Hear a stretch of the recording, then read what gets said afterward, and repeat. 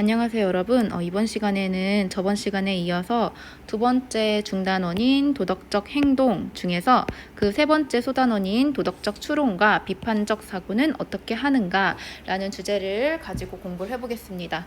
우리 교과서 도덕 1 교과서 36쪽 피면 되고요. 그리고 활동지 피면서 같이 빈칸 채워가면서 공부를 해볼 예정입니다. 자, 우리 도덕적 추론을 배우는 게 이번 시간에 중요한 내용인데, 우리가 도덕적 추론에 대해서 공부하기 이전에 지난 시간에 배웠던 내용 한번 확인해 보겠습니다. 우리 지난 시간에는요, 첫 시간으로서 왜 우리는 도덕적 행동을 하지 못하는가 첫 번째 소단원 시간에 공부를 했었고, 그리고 두 번째 소단원에는 도덕적 행동을 하지 못하는 이유에 대해서 공부한 이후에 도덕적 행동을 가능하게 하는 우리에게 필요한 능력인 도덕적 민감성과 상상력에 대해서 공부를 했습니다.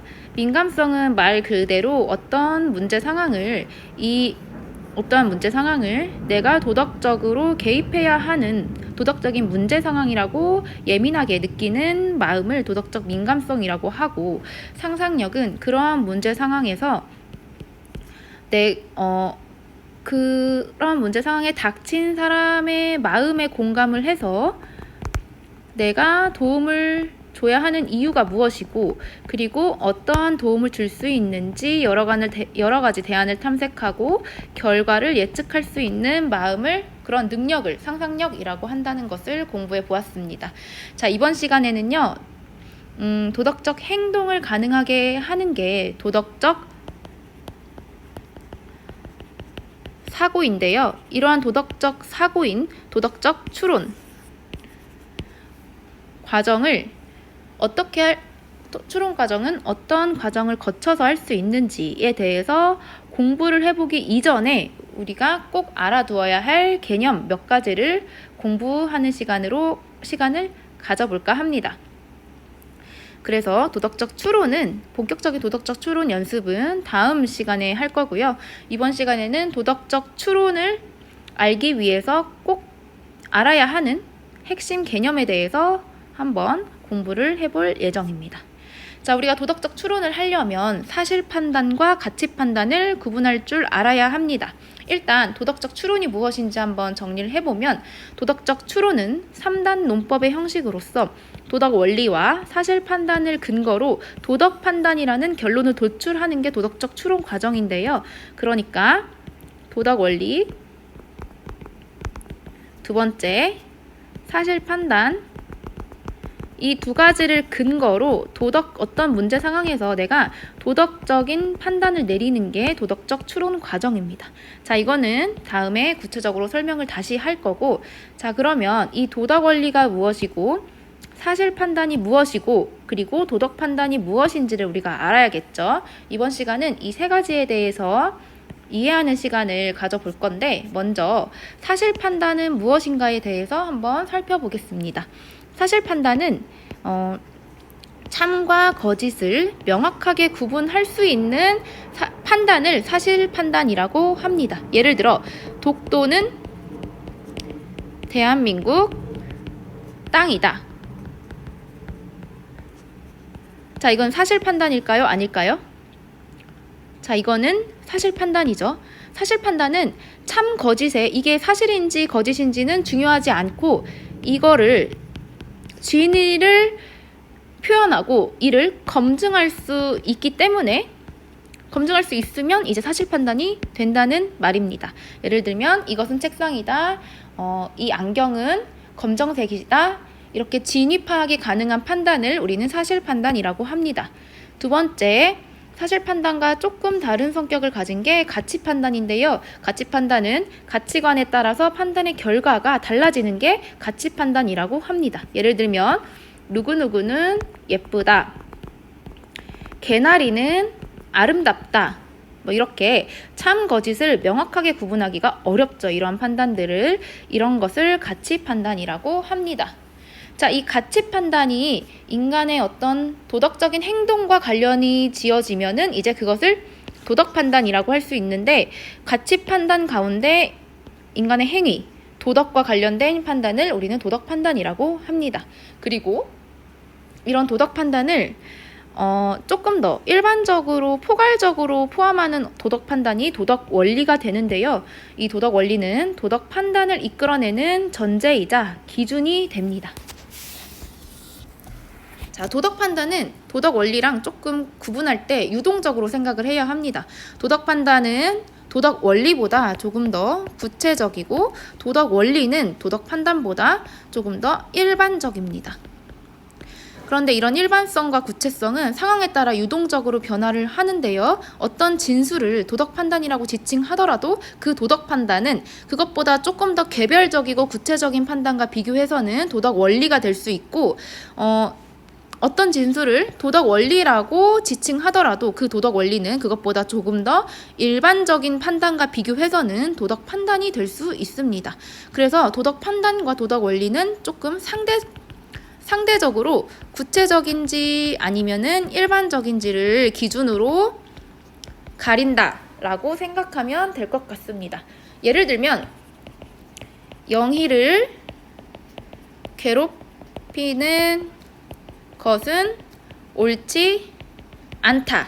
자, 이거는 사실 판단이에요? 가치 판단이에요? 도덕 판단이에요? 자, 영희를 괴롭히는 것은 옳지 않다. 자, 이거는 구체적인가요? 아니면 일반적인가요?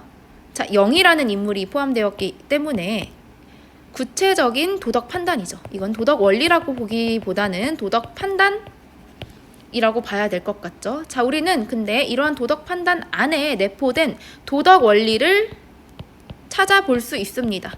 이 도덕 판단 안에 들어간 전제된 도덕 원리는 뭘까요? 도덕 원리는 도덕 판단보다 조금 더 일반적이라고 했죠. 자, 이러한 영희를 괴롭히는 것은 옳지 않다 속에 내포된 도덕 원리는 다른 사람을 괴롭히는 것은 옳지 않다 또는 다른 사람에게 해를 끼치는 것은 옳지 않다 라고 하면은 이제 도덕 원리가 될 수 있겠죠. 영희라는 구체적 인물을 조금 더 일반적인 다른 사람으로 바꾸면 이제 도덕 원리가 될 수 있다는 것입니다. 그래서 도덕 판단은 조금 더 구체적이고 도덕 원리는 조금 더 일반적이다 라고 알아두면 될 것 같습니다. 자, 그래서 우리의 목적은 무엇이냐면 도덕적 사고를 하는 목적은 뭐냐면 어떤 구체적인 상황에서 내가 어떠한 올바른 도덕 추론 과정을 거쳐서 도덕 판단을 내리는 게 도덕 추론의 목적입니다. 자, 그러면 도덕 판단의 근거가 되는 게 첫 번째, 도덕 판단의 근거가 되는 거는 도덕 판단보다 조금 더 원리가 될 수 있는 일반적인 도덕 원리죠. 그리고 이 도덕 원리와 함께 사실 판단, 이 두 가지의 근거를 가지고 도덕 판단을 내리는 게 도덕적 추론 과정이라고 아까 이야기를 했습니다. 그래서 이러한 추론 과정을 다음 시간에 조금 더 구체적으로 공부를 할 거고, 자, 이번 시간에는 도덕 판단과 사실 판단, 도덕 원리의 개념을 조금 더 확실하게 알고 넘어가기 위해서 연습을 한번 해보겠습니다. 자, 1번 개나리는 노란색이다. 이거는 도덕 판단, 사실 판단, 도덕 원리 중에 뭐죠? 자, 이거는 사실 판단이겠죠. 왜냐하면 개나리가 무슨 색인지 참 거짓을 명확하게 검증할 수 있기 때문에 이건 사실 판단에 해당됩니다. 개나리는 예쁘다. 이거는 뭘까요? 자, 이거는 예쁘다라는 거는 개인의 주관성이 들어가기 때문에 검증하기가 많이 어렵죠. 그래서 확실히 사실 판단은 아닌 것 같고, 그러면 인간의 행위, 도덕과 관련된 그런 판단일까요? 이것은? 아니죠. 이거는 가치 판단입니다. 소연이는 착하다. 자, 이거는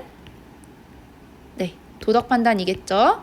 착하다, 나쁘다. 이거는 사실로 검증할 수 없는 그런 가치의 문제이기도 하고, 착하다는 어떤 사람의 인격이나 아니면 어떤 사람의 행동에 대한 평가를 내리는 거기 때문에 이건 도덕 판단에 해당됩니다. 서연이가 입은 옷은 아름답다. 자, 이거는 도덕과 관련이 있나요? 없나요? 없죠. 자, 이것은 가치 판단이고, 어려움에 부닥친 사람을 돕는 행동은 옳다. 자, 이거는 옳다. 그르다. 어떤 행동에 대한 옳고 그름을 얘기하고 있으니까 도덕 판단이 될 수 있겠죠. 그런데 한번 밑에 거랑 한번 비교를 해볼게요. 길을 모르는 사람을 돕는 것은 옳다. 자, 이거는 이 두 가지를 한번 비교를 해볼게요. 길을 모르는 사람을 돕는 것은 옳다. 자, 이거는 도덕 판단이 될 수 있겠죠. 이거 둘 다 도덕 판단인데 이 둘 중에 조금 더 일반적인 도덕 판단은 5번, 6번 중에 뭐가 될까요? 자, 일반적인 도덕 판단은 어려움에 부닥친 사람을 돕는 행동은 옳다. 이거겠죠. 왜냐하면 어려움에 부닥친 사람 안에 길을 모르는 사람이 포함되기 때문에 이 5번이 조금 더 일반적인 도덕 판단이 될 수 있다는 말입니다. 자, 그래서 이거 두 가지 판단이 있을 때 우리는 6번보다 5번이 더 일반적인 도덕 판단이기 때문에 이때는 이 5번이 도덕 원리가 될 수 있다. 도덕 원리로서 도덕 판단의 근거가 될 수 있다라고 알아두면 될 것 같습니다. 자, 이번 시간에는요, 도덕적 추론을 위해서 그러니까 우리는 도덕적인 행동을 하는 게 도덕 시간의 목표인데 도덕적인 행동을 하려면 가장 먼저 필요한 게 뭘까요? 어떤 행동의 문제 상황이 어떤 문제 상황을 도덕적인 문제 상황이라고 민감하게 느끼는 마음인 민감성과 그리고 상상력이 필요합니다. 내가 어떤 도움을 줘야 될까? 내가 도움을 주면은 결과는 어떻게 될까? 이런 것들이 상상력인데 이런 민감성과 상상력을 바탕으로 도덕적 사고 또는 추론을 해야 도덕적 행동이 가능하게 됩니다. 물론 이 사이에 필요한 게 있죠. 뭐 의지, 실천 의지와 같은 의지와 관련된 어떤 능력들이 필요하긴 하지만 가장 먼저 중요한 게 도덕적인 사고와 추론 과정을 거치는 게 중요합니다.